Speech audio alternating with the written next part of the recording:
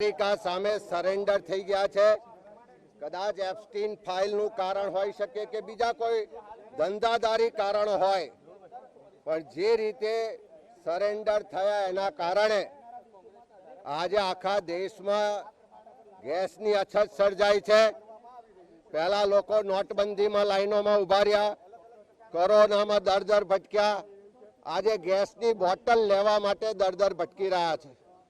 આપણા ગુજરાતમાં પણ આ ગેસની તંગીના કારણે આજે સિરામિક ઉદ્યોગ બંધ થઈ ગયો છે, પાવર લૂમ્સ હોય કે બીજા ઉદ્યોગો બંધ થઈ ગયા છે, અનેક ડેરીઓનું ઉત્પાદન અટકી ગયું છે।